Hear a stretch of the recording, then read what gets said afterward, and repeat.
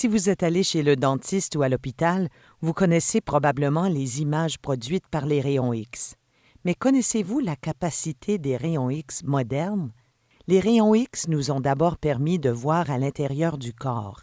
Mais depuis leur découverte en 1895, leur usage a évolué pour inclure la sécurité, l'astronomie et l'industrie.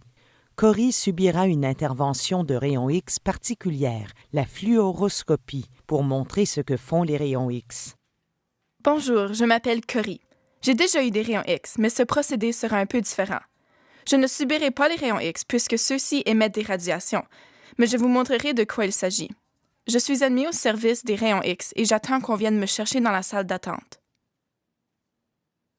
Une technologue vient me chercher et m'amène pour me faire changer. Chemin faisant, elle explique que les rayons X font plus que prendre des photos des os cassés. Il existe les rayons X sur pellicule, mais aujourd'hui plusieurs sont numériques et peuvent même produire des images en temps réel sur un écran, comme un appareil photo numérique. Pendant que je me change, la technologue prépare l'appareil. Les rayons X ou radiographie font appel au rayonnement à haute énergie pour créer des images diagnostiques du corps. Il s'agit d'une forme de lumière à haute énergie qui peut traverser les tissus plus facilement que la lumière visible ou les ondes radio pour créer des images du corps. Les rayons X traversent les tissus mous, mais les tissus denses, tels que les os et les dents, les absorbent. Dès que je suis habillée, on m'amène à l'appareil et on m'explique le procédé qui s'appelle la fluoroscopie. La fluoroscopie consiste à faire des rayons X de l'œsophage et de l'estomac. Puisque ces tissus sont mous, les rayons X les traversent normalement, alors on a trouvé des trucs pour leur donner une apparence plus dense. D'abord, je dois prendre des granules provoquant des gaz. Ils ressemblent à des bonbons pétillants qui remplissent l'estomac de gaz pour les tirer. La technologue me prépare une boisson spéciale qui permettra de mieux voir mon appareil digestif aux rayons X.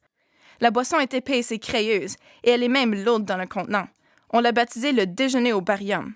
En la buvant, elle enduit l'intérieur du corps pour que l'appareil de rayons X puisse voir les tissus mous.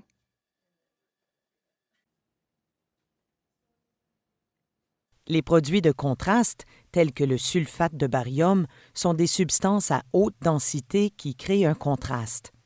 En d'autres mots, la substance dense remplit les tissus qui autrement ne seraient pas visibles aux rayons X, comme les vaisseaux sanguins, les tubes digestifs ou les reins.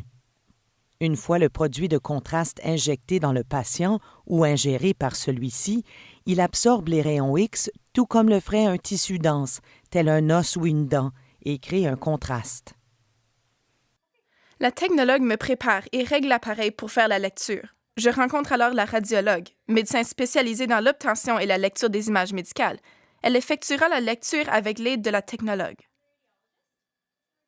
Le radiologue contrôle la lecture à partir d'une salle de contrôle blindée ou de la salle de rayons X.